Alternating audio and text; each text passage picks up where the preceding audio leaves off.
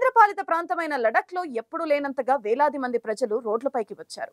భారీ స్థాయిలో నిరసనలు చేపట్టారు. రక్తం గడ్డకట్టేంత చలి ఉన్నప్పటికీ దాన్ని ఏమాత్రం లెక్క చేయకుండా జనాలు ప్రదర్శనలు చేశారు. ఫిబ్రవరి 3వ తేదీ నుంచి ప్రారంభమైన ఈ నిరసనలు కొనసాగుతున్నాయి.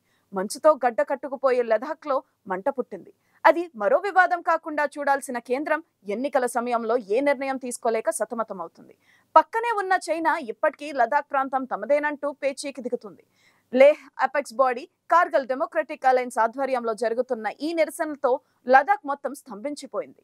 అక్కడి కార్యకలాపాలన్నీ నిలిచిపోయాయి. లదాఖ్ చరిత్రలో ఇలా జరగడం ఇదే మొదటిసారి. గురూజీ రామ్ నారాయణ్ జీ ప్రపంచ ప్రఖ్యాత జ్యోతిష్యులు ఇప్పుడు మన హైదరాబాద్ లో ఎటువంటి సమస్యలకైనా తక్షణ పరిష్కారం చేయబడును. సంప్రదించండి 96651137 9000004357. లదాఖ్ కు రాష్ట్ర హోదాతో పాటు రాజ్యాంగంలోని 6వ షెడ్యూల్ ప్రకారం రాజ్యాంగ రక్షణ కల్పించాలని అక్కడి ప్రజలు కోరుతున్నారు. అలాగే లేహ్ కార్గిల్ జిల్లాలకు ప్రత్యేక పార్లమెంట్ స్థానాలను కేటాయించాలని, ఉద్యోగాల్లో రిజర్వేషన్లు కల్పించాలని డిమాండ్ చేస్తున్నారు.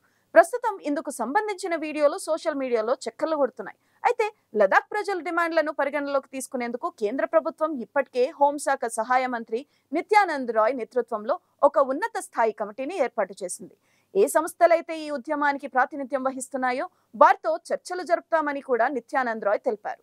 అయినప్పటికీ ఈ ఆందోళనలు కొనసాగుతూనే ఉన్నాయి. ఈ నిరసనలో సామాజిక కార్యకర్త, మెగ్సెసే అవార్డు గ్రహీత సోనం వాంగ్చుక్ కూడా చురుగ్గా పాల్గొన్నారు. 21 రోజుల పాటు వణికించే చెల్లోనే నిరవధిక నిరాహార దీక్ష చేశారు.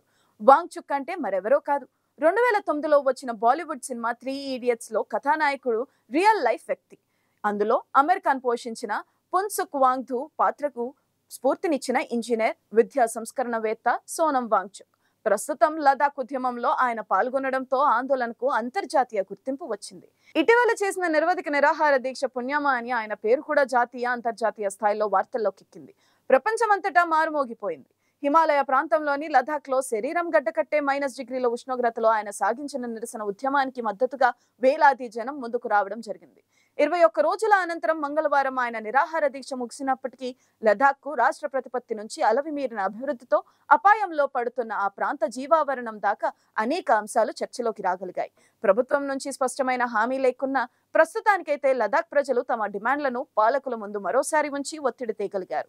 నిజానికి దాదాపు 3 లక్షల జనాభా గల లదాఖ్ లో మొత్తం 8 తెగల వాళ్ళు ఉంటారు. 2019 ఆగస్టు 5న మునుపటి జమ్మూ కాశ్మీర్ నుంచి విడదీసి కేంద్ర పాలిత ప్రాంతం చేశారు. భారత్ ఈశాన్య సరిహద్దు కొసన ఉండే ఈ ప్రాంత ప్రజలు లదాఖ్ కు పూర్తి రాష్ట్ర ప్రతిపత్తి ఇవ్వాలని, రాజ్యాంగంలోని 6వ షెడ్యూల్లో చేర్చాలని, స్థానికులకు ఉద్యోగ భద్రత కల్పించేలా ప్రత్యేకంగా ఓ పబ్లిక్ సర్వీస్ కమిషన్ ను ఏర్పాటు చేయాలని, తమ ప్రాంతానికి 2 ఎంపీలు ఉండాలని డిమాండ్ చేస్తున్నారు. 2020 నుంచి వారు చేస్తున్న నిరసనలకు ప్రస్తుతం జరుగుతున్న ఉద్యమం పరాకాష్ఠ అని చెబుతున్నారు విశ్లేషకులు. లదాఖ్ ప్రాంతపు ఉన్నత ప్రాతినిధ్య సంస్థ, అలాగే కార్గిల్ కు ప్రాతినిధ్యం వహిస్తున్న కార్గిల్ డెమోక్రటిక్ అలయన్స్ మద్దతుతో నెలన్నర క్రితమే ఫిబ్రవరి మొదట్లో భారీ నిరసన ప్రదర్శన నిర్వహించారు. ఢిల్లీలో కూర్చుని లదాఖ్ ను ఆడించాలనుకుంటే కుదరదంటూ ప్రజల్లోని అసమ్మతి ఆ ప్రదర్శన తేటతెల్లం చేసింది.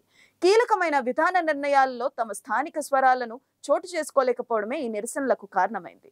ఒకప్పుడు 4 ఎమ్మెల్యేలు, ఎమ్మెల్సీలు, జమ్మూ కాశ్మీర్ విధాన పరిషత్ కు స్పీకర్, ఎంపీ, ఇంతకుముందు ప్రజాప్రతినిధులు ఆ ప్రాంతానికి ఉండేవారు. అలాంటిది ప్రస్తుతం అక్కడంతా లెఫ్టినెంట్ గవర్నర్ నేతృత్వంలోని ప్రభుత్వ పాలన కొనసాగుతుంది. లదాఖ్ కు మిగిలింది ఇప్పుడు ఏ రకమైన పోర్ట్ఫోలియో లేని ఒకే ఒక్క ఎంపీ మాత్రమే. జిల్లాకు 1/2 స్వాతంత్ర పర్వత ప్రాంత అభివృద్ధి మండలం ఉన్నప్పటికీ అధికారాలు పంపిణీపై స్పష్టత లేకుండా పోయింది.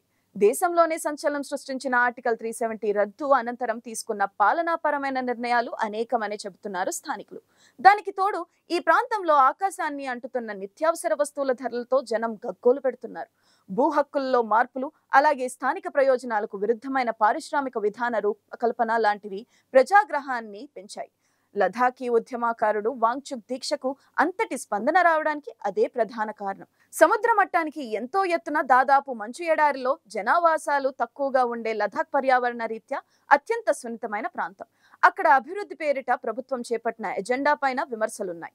పర్యాటకం ఆ ప్రాంత ఆర్థిక వ్యవస్థలో కీలకమే కానీ దాన్ని అంతకంతా పెంచాలని చూస్తే పర్యావరణానికి హాని కలగడం ఖాయమని నిపుణులు హెచ్చరిస్తున్నారు. టన్నెల్ రోడ్లు నగరాల్లో మాదిరిగా నిర్మాణాలను చేపడితే అది మొదటికే మోసం కలిగే అవకాశం ఉంటుంది. లే ప్రాంతంలో మెగా ఎయిర్పోర్ట్, చాంగ్థాంగ్ బయల్లో 20,000 హెక్టార్లకు పైగా విస్తీర్ణంలో సోలార్ పార్క్ లాంటి ప్రణాళికలపై ప్రభుత్వం పునరాలోచించాలని వాంగ్చుక్ లాంటి మేధావులు కోరుతున్నారు. పర్యావరణానికి, స్థానికుల ప్రయోజనాలకు అనుగుణంగానే అభివృద్ధి ఉంటే చాలు, అదే తమకు మేలు అని వారంటున్నారు. లదాఖ్ సాంఘిక, సాంస్కృతిక ప్రత్యేకతలని పరిరక్షించేలా 6వ షెడ్యూల్లో చేర్చాలని డిమాండ్ను పాలకులు గుర్తించాలని వాంగ్చుక్ కోరుతున్నారు. లదాఖ్, కార్గిల్ రెండు ఒక కేంద్రపాలిత ప్రాంతంగా ఒకే ఎంపీ ప్రాతినిధ్యానికి తగ్గిపోవడము చిక్కే. ఆ రెండు విభిన్న ప్రాంతాలకు చెరొక పార్లమెంటరీ స్థానంపై ఆలోచించాలి అని అంటున్నారు. భారత్, చైనా దేశాలకు సరిహద్దుగా ఉన్న లదాఖ్ అత్యంత కీలకమైన ప్రాంతం. అందులోనూ హిమాలయాల ప్రాంతంలో తన పరిధిని విస్తరించుకోవాలని డ్రాగన్ కంట్రీ చైనా తను అనునిత్యం తహతహలాడుతుంది. ఇది ఇలాంటి ఆందోళనలకు తనకు అనువుగా మార్చుకోవడం చేయడంలో దిట్టగా అనుకోవచ్చు. గతంలో మాల్దీవుల్లో ఇండియా అవుట్ నినాదం, ఇప్పుడు బంగ్లాదేశ్లో జరుగుతున్న భారత్ వ్యతిరేక ఆందోళనల సమయంలో వ్యూహాత్మకంగా ప్రమాదకరంగా పరిణమించే అవకాశం ఉంటుంది.